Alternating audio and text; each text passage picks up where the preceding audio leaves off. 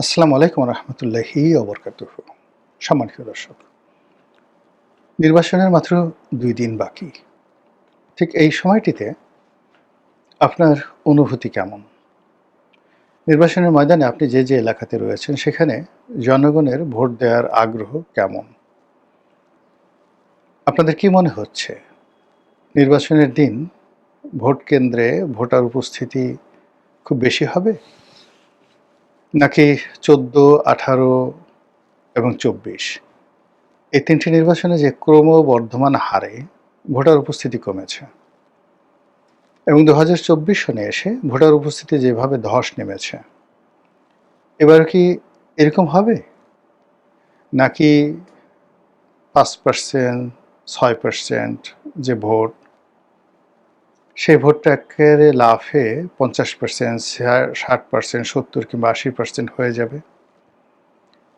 কিংবা জনাব তারেক রহমান সাহেব অথবা শফিকুর রহমান সাহেবের যে ম্যাজিক, সেই ম্যাজিকের কারণে এবং ডক্টর মোহাম্মদ ইউনূসের দোয়া এবং আশীর্বাদের কারণে সারা পৃথিবীকে চমকিত করে দেওয়ার মতো একটি অবাধ, সুষ্ঠু এবং শান্তিপূর্ণ নির্বাচন হবে।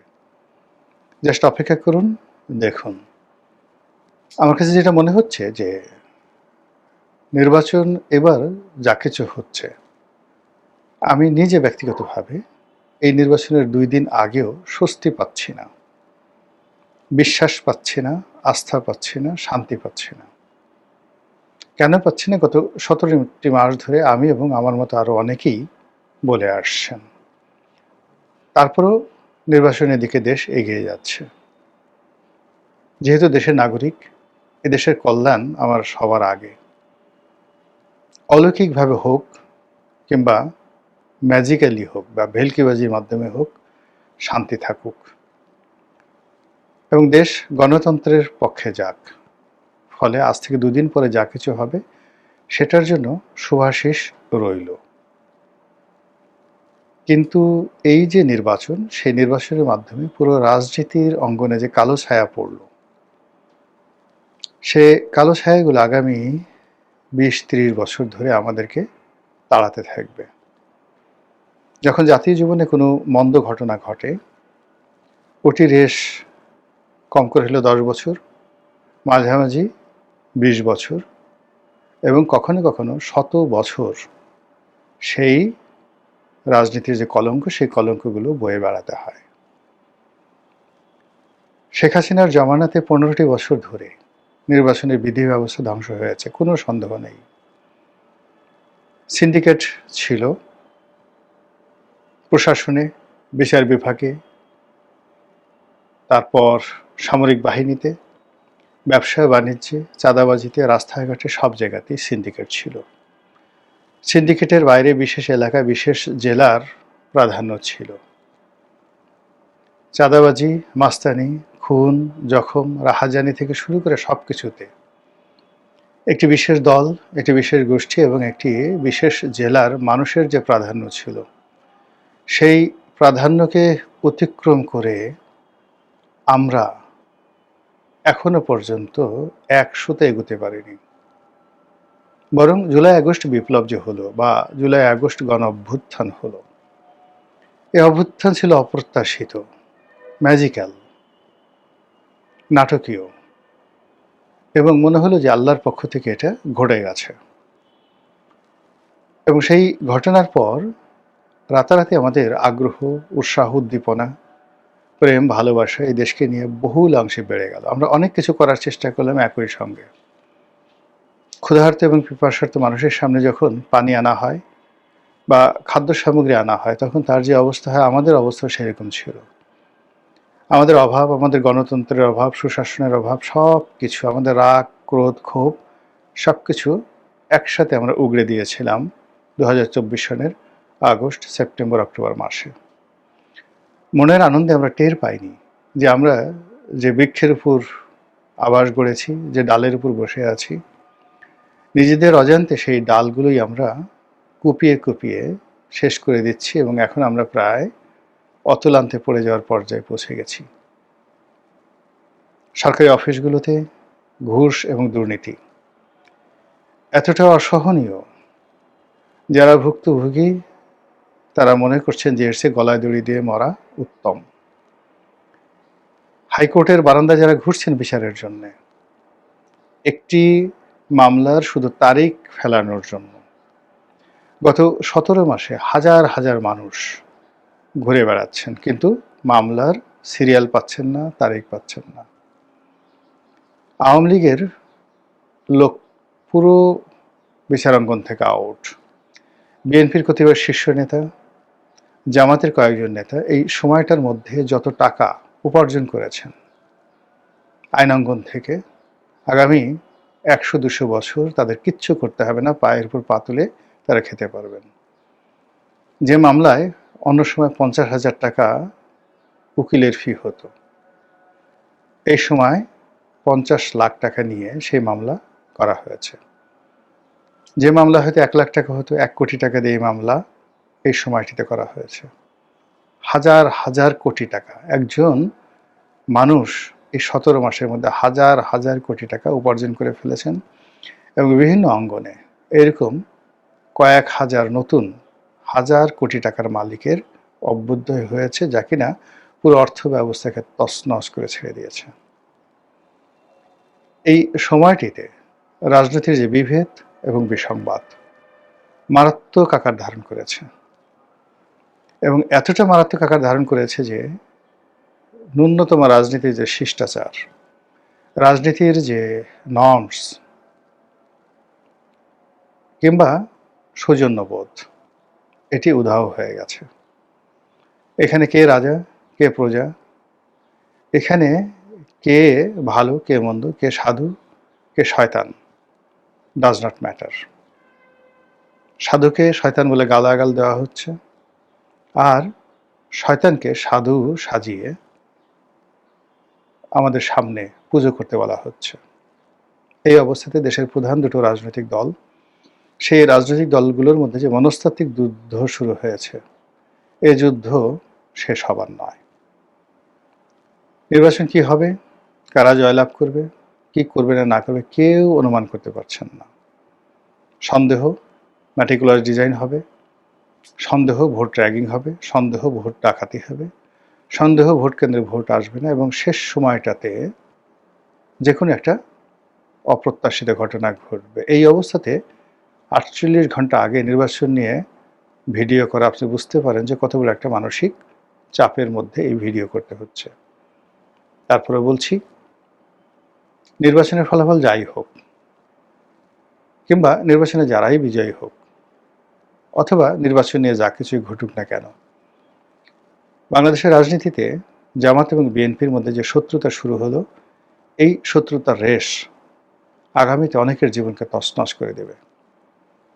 রাজনীতিতে যে সকল ন্যারেটিভ হঠাৎ করে শুরু হয়ে গেল, বিএনপি ঠিক অনেকটা আওয়ামী লীগের মতো করে মুক্তিযুদ্ধের ধারক বাহক কথক এবং অংশীদার হিসেবে তারা আবির্ভূত হয়েছে। তাদের মূল সহায়, মূল সম্পত্তি মুক্তিযুদ্ধ,